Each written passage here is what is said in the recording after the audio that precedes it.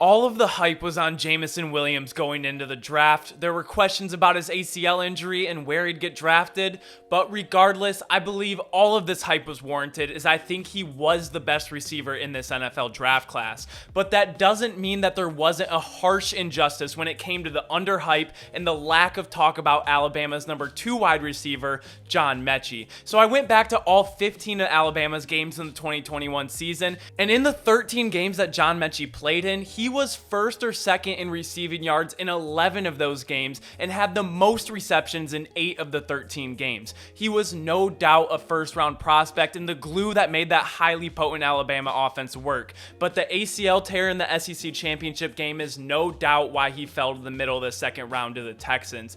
But he is on the record saying, "I'll be good to play football in July. No training wheels. When I say ready in July, it means full go football." He went on to say that he feels amazing about his injury rehab process. So in today's video, I want to talk about possibly the most underhyped, biggest steal, and most overlooked addition in the entire draft. We're going to cover John Metchie's strengths and weaknesses and what he's going to add to this Texans offense and how he could be the savior to Davis Mills and could be his go-to target as soon as week 1. There's a lot to talk about, so let's get into it.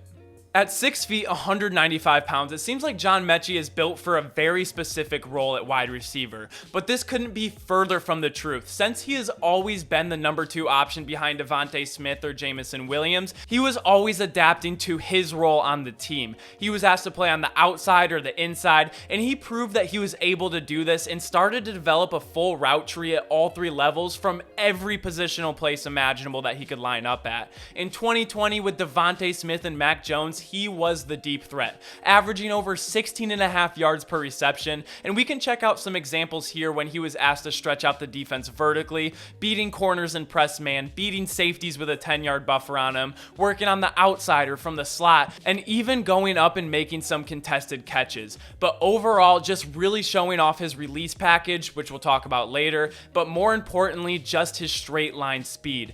But then he handed that role over to Jameson Williams when he transferred from Ohio State, and Metchie started to become the sure-handed go-to target for Bryce Young in the 2021 season. And this really stands out when you look at his tape in his sophomore year compared to his junior season. In 2021, he went on to lead the team in receptions in just 13 games with 96 catches, which is 41 more than the year before. But he did most of his damage closer to the line of scrimmage, where he averaged just under 12 yards per reception. This versatility is going to be so valuable to the Texans offense if they use him properly, and he can really complement Nico Collins and Brandon Cooks. He can be the malleable flex seal solution from week to week and really do anything that he's going to be asked to do to help out Davis Mills to exploit matchups depending on what team they're playing that week. Which leads me to the next thing I want to talk about, which is completely different than going deep, and that is how great he was at being a check down option and how dangerous he can be in the screen game. This really plays into his ability to make people miss, read blocks, burst up the field, and finish with physicality. This was huge for Alabama's success last year because so many times Bryce Young used him as his 3rd or 4th option in the flats to avoid a sack, but John Metchie could take this non-negative play and really turn it into something special. And in a game of inches, he created extra yards all by himself. This was a part of the game that the Texans will love, as you can throw it out wide to him in 3rd and long situations, trying to play it safe, but don't be surprised if he turns a safe play into a first down. And you can do the same thing in a short yardage situation when the defense loads up the box expecting a run, and he only has to make one man miss, which is slight work for him. But let's slow things down real quick and take a look at some specific plays that I think is going to be really applicable to what he's going to bring to Houston. And this film analysis is going to be a little bit quicker. I only have a couple plays to show you guys, but this game against Auburn was huge. And to give some context for it, Alabama had nothing going all game long. They didn't have anything in the run game going or the passing game, but who did have it going was John Metchie. In this game, he had 13 receptions for 150 yards, 10 receptions, and 100 yards more than anyone else on this team did, which was insane. And right now, what we're looking at, this is in the 4th overtime, all knotted up at 22 for the game to keep Alabama's season alive, as they already have one loss to Texas A&M. And who are they going to? They're going to put the ball on the far left hash and go to John Metchie all the way on the left side of your screen. But who he's lined up against is also very important. This is Roger McCreary, 2nd round pick for the Tennessee Titans, so this is NFL talent. They're going to line up on the far left hash, but they're going to him all the way. And we're going to see against NFL talent how much space he can create with almost no space to work with.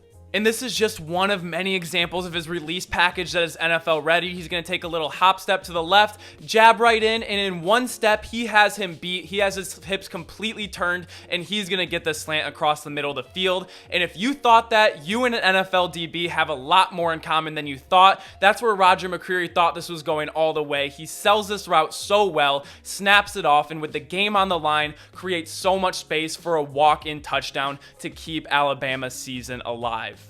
And this really sums up his career, because even though he was never the #1 option on Alabama's team, he can be the guy that you go to in these huge situations and that you can rely on consistently. And the next play we're going to look at here, Alabama's going to be an empty, and we're looking at John Metchie at the bottom of your screen here. And this is just another prime example of his NFL-ready release package. And he switches up his releases all the time, but what he really loves to do is this little hop step, get right into the DB's face, make sure he can't start backpedaling. Because if the DB starts backpedaling right away, that's going to create a ton of separation, and John Metchie's just going to be able to snap off this slant without any problem. So what the DB does is he has to sit on it, and right now he squares up the DB so he can go outside or inside. But since he didn't create the space, he's going to get right on the DB's toes, so he really puts him in a lose-lose situation. But he's able to break the slant off anyways. The middle of the field is wide open, and like we saw in the screen game, he is elusive in the open field and can create a lot of yards on his own. And what we talked about in the beginning and why this is so important, because he uses this hop step release so much and the DB can't get immediately in his back pedal for the reason that we just saw, what he does is he mixes it up by just bursting right off the line. No hop step. He'll do hop step, hop step, hop step, burst off the line. The DB's getting caught sitting on their toes when he's used to waiting on him and guessing, but then he's been able to get over the top without really any contention. And the next 2 plays we're going to look at really illustrates how quarterback friendly John Metchie is. And as we see, the pocket that Alabama has for Bryce Young is, well, non-existent. When it's supposed to be a pocket like this, he's already on the run, so we're picking up this play mid-route. And what you think is you want to work back to the quarterback, find yourself open, give him a nice target, but he's a lot smarter than this, and this is next level thinking. As this play goes on, John Metchie is going to peek upfield, see what the defense is doing. As these guys all start to attack the quarterback and go downfield, this guy is who we're really going to key in on, because as he starts making his way up to start Bryce Young, who he thinks is going to run it, John Metchie is going to start leaking up the field and find himself in the soft spot of the defense and going to be available for Bryce Young to find him down the field. So right here we see he takes a peek, he sees the safety coming down hard, he's going to start releasing up the field and really give Bryce Young a nice target on the second play available. And if Davis Mills at the Texans line fails him, Davis Mills is going to be able to count on John Metchie to be there for the second play. And the second quarterback friendly play we're going to look at, we're actually going to watch this twice. The first one, we're going to be keying in on the offensive line, because on the short side of the field, LSU is going to send pressure. Alabama's going to be blocking 5, LSU is going to be sending 6, so they're going to get a free rusher, and they get it off the right side of the line.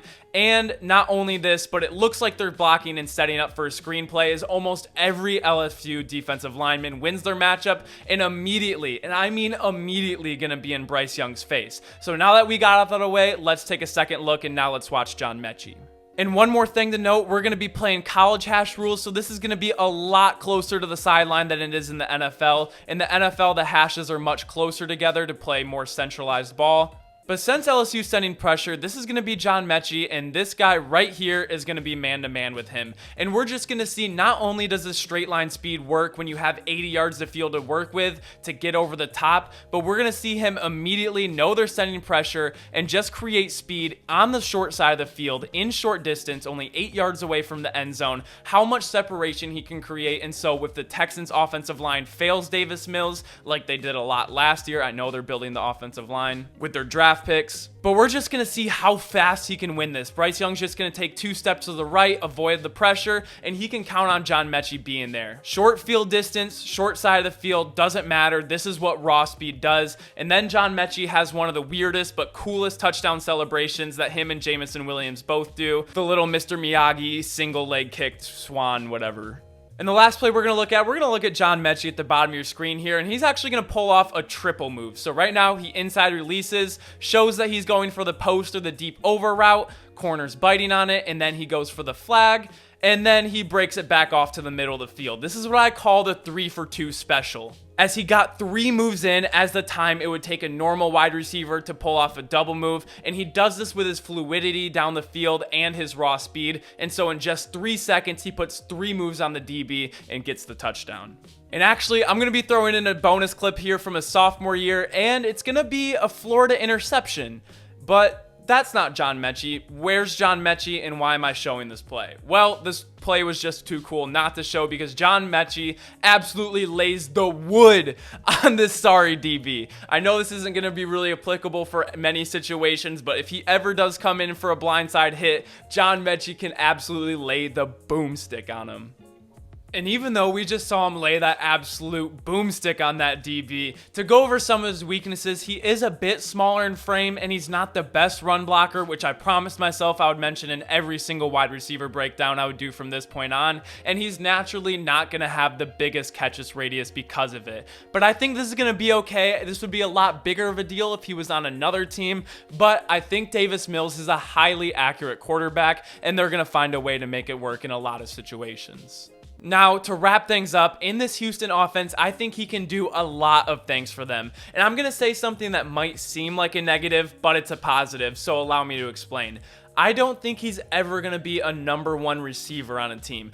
But I think his versatility is going to allow him to be a huge asset on the Texans or any team that would have drafted him as a number 2 option for their team. He has the skills to be the number 2 guy, but given the situations and the positions you can put him in, not having the number 1 corner on him, he can have the most receptions on the team like he did at Alabama. He is polished and NFL ready with his releases and his routes, and I think his game is going to pair very well with Nico Collins and Brandon Cooks and what Davis Mills is going to bring. And as they continue to build the offensive line, he can go from bailing them out to a scary deep threat when given time to get down the field. I am very excited to watch him play this year, and I think we are going to quickly see that he was one of the best value picks at the receiver in this entire draft.